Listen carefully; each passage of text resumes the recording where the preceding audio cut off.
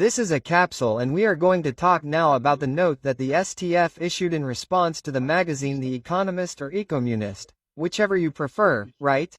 The Economist magazine wrote a series of articles. We talked about this. There were several articles, like, in just a few days. Some were complimentary or moral, but there was one, particularly this one. Look, the Brazilian Supreme Court is being judged, right? Saying how a superstar judge has a lot of concentration of power, excessive power. And then he criticizes a lot of things from Alexandre de Moraes and the STF as a whole.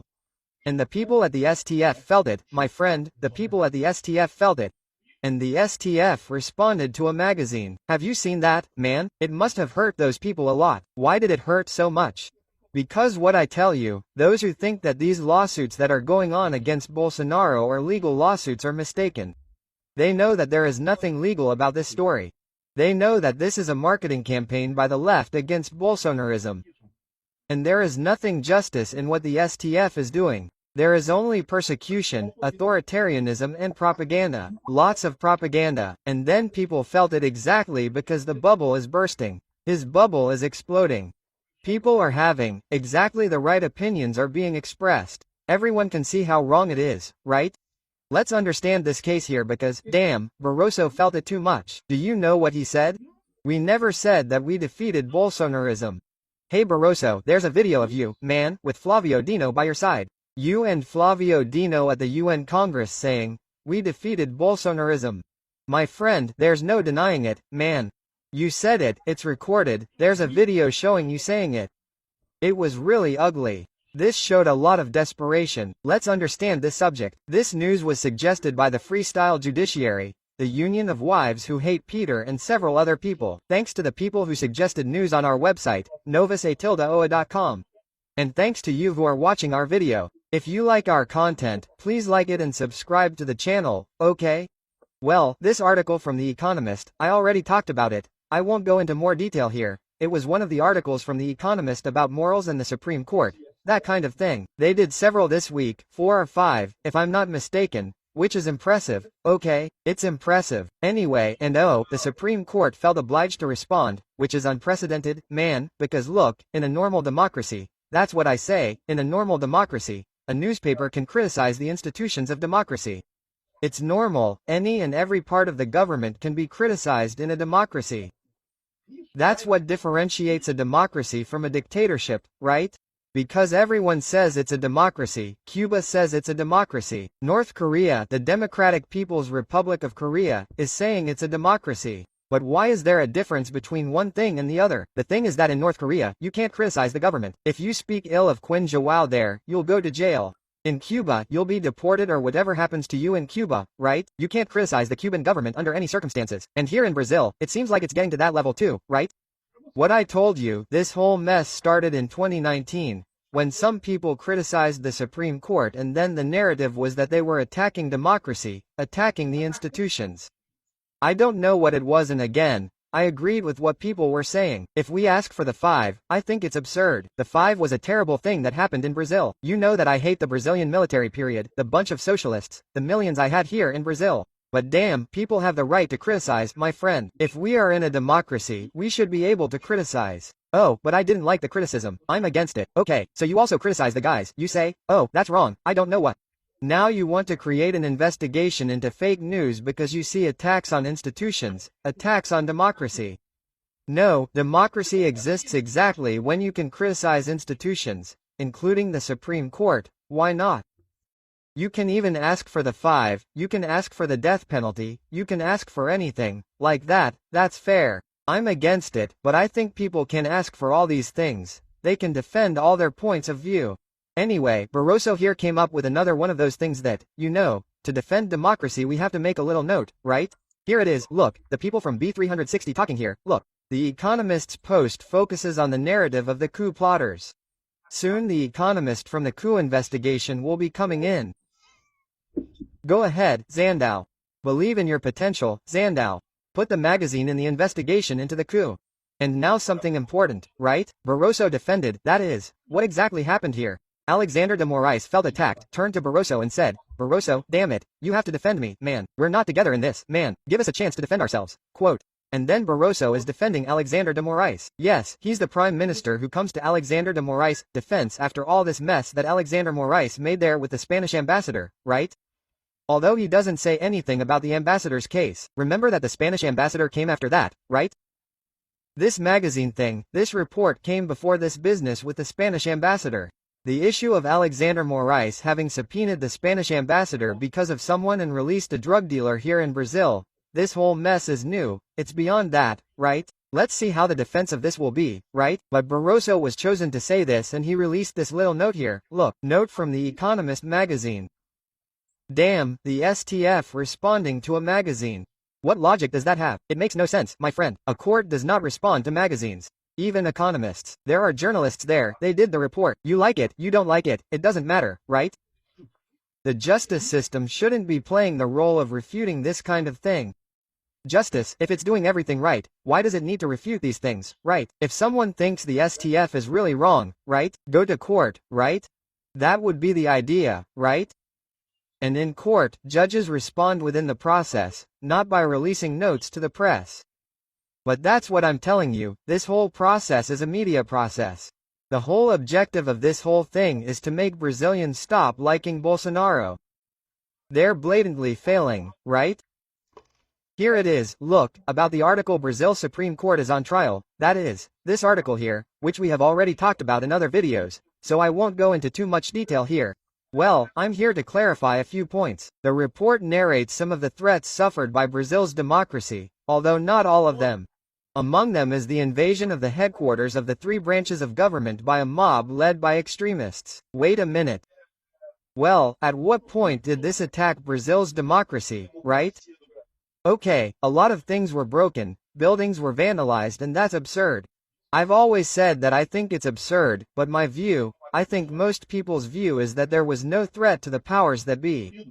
There was no minister there was no deputy there was no one from the government there in that region, right? Well, conveniently, by the way, there was no one, everyone left for some reason. It was also on a Sunday, right? Sundays don't usually have anything. And again, the powers of the Republic are not cement and chairs and tables and things like that. They are not people, right? The institution itself is the laws and people. The laws and people were not there, so at no time did she suffer any threat in that sense. Dilma, yes, Dilma was a threat to Brazilian institutions. Why? Because she broke the Brazilian economy, just like Lula is doing now, right? Then he mentions other cases here. He talks about the camps in the barracks, the attempted bomb attack by the crazy guy there, the attempted bomb explosion at the Supreme Court. There was that. I don't even know if there were fireworks, right? A bomb at the Supreme Court. I don't remember, but anyway. And, of course, there was an alleged coup attempt with a plan to assassinate the president, vice president and the minister of the court who is being prosecuted. Those responsible are being prosecuted criminally with due process of law and so on. The most recent Folha survey reveals that we are, those who trust the STF a lot, and those who trust the STF a little. The majority trust the court. There is no crisis of confidence. This magazine, this Datafolha survey says that, but several other surveys say no, that most Brazilians do not trust the STF, right? The so-called individual monocratic decisions were later ratified by the other judges. False. Not all of them were. Most of them remain months, years, without being ratified by the College of Leaders, right? X was suspended in Brazil for having removed his legal representatives from the country and not because of any published content. No, wait a minute, no. He removed the legal representatives from the country, precisely because Alexandre Moraes was threatening to arrest them because of published content. So, yes, it was because of published content. Yes, ultimately that was it, right? By the way, there is no Brazilian law that requires any IT platform to have representatives in Brazil. No Brazilian law says that X has to have a representative in Brazil. It's absurd. How could Alexandre Moraes get this rule out of his head and demand it in this trial, right? And the worst thing is that you see people talking as if it were the most normal thing in the world, not because X disobeyed Brazilian law, no. X disobeyed an illegal order from Alexandre de Moraes. Nothing more than that. And as soon as he had a representative again, he was reinstated. No, a week later, waiting for the elections to pass, showing that it was a thing, a political gesture, right? All decisions to remove content were properly motivated and involved a crime. No, they were not motivated because there is no law in Brazil that allows the removal of profiles. Content removal, okay, no one is complaining about that. But the removal of profiles was the problem, and there is no law in Brazil that allows the removal of profiles. Incitement to commit a crime and preparation for a coup d'état. A bunch of nonsense here, look. The president of the court never said that the voters were the ones who put Bolsonaro in court. Oh, no, hey, Moraes, you said that. You said that alongside Flavio Dino, on July 12, 2023, at a Uni Congress, something from Uni. It's here, look at the sentence here. Hey, Barroso. We defeated censorship, we defeated torture, we defeated Bolsonarism to allow democracy and free expression. It wasn't the voters who said that, it was you, Barroso, who said that. You said it on more than one occasion. Another point, the criminal procedure rule in force in the court is that criminal cases are tried by the panels and I don't know what else. He did a lot of things here, a lot of criticism, the thing here. But what draws attention is this desperation. Wow, first of all, he had to respond to a magazine, which he shouldn't have to respond to a magazine, and second, right, he blatantly lied in this response. Andre Marclia did a translation here explaining the 8 legal errors in the note, right?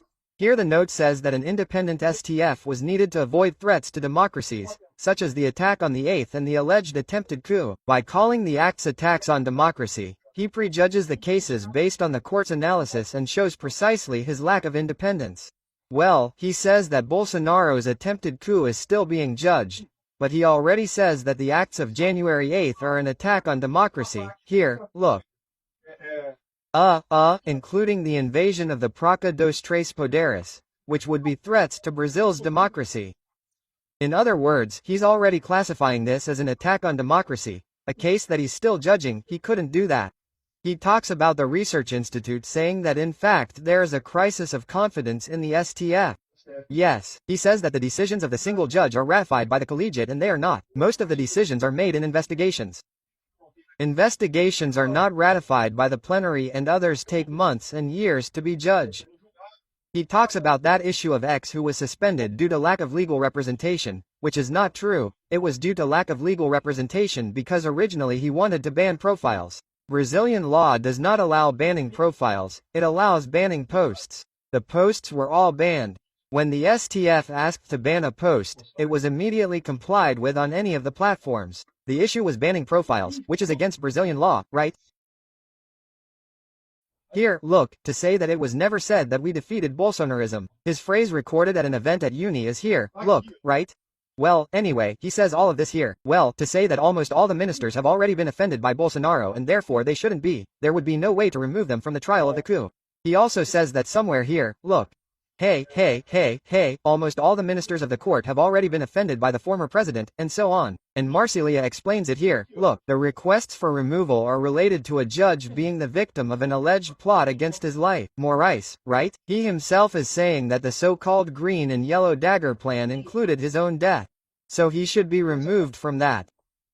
Dino had already declared himself. Dino, you know, is from the opposition. He's here, he was here, look, on the side of the. At that time here, Dino wasn't yet a judge of the STF, right? He was still Lula's Minister of Justice, but he was at that same Uni event there with Barroso, right, celebrating the defeat of Bolsonarism and stuff like that.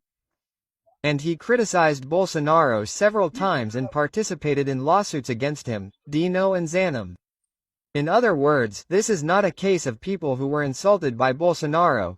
These are people who are actively involved in the cases and therefore, by law, they could not judge Bolsonaro in this case, right? These are specific cases with removal provided for by law. Saying that the magazine's narrative is the same as those who attempted the coup again. Well, in other words, the STF in an official note recognizes that there was an attempted coup. In other words, this is a trial. Have you judged this? Do you know that there was an attempted coup? Hey, Barroso, watch how I tell you. They are getting all tangled up. They are starting to make new mistakes to justify past mistakes. They have to find a coup by Bolsonaro now anyway, because how can he justify this bunch of mistakes? See, the STF itself recognizes everything he's saying he did stupid here. Look, it's because there was a coup d'état. There was an attempted coup. He's giving every justification here for the authoritarianism of the Supreme Court based on the alleged attempted coup. because they're still investigating. They don't know if there was one yet, right? I'm still judging whether or not there was one. That's why I'm telling you, they'll end up finding this out. This is pre-judgment. It shows the nullity of this trial, right? But what draws the most attention in this whole story is exactly the fact that he responded here. Look, besides, it's not up to a court to debate with the press through an official statement. Obviously, hey, the court is a court, man, it gives orders. There's no such thing as getting upset with a press statement, with a press report.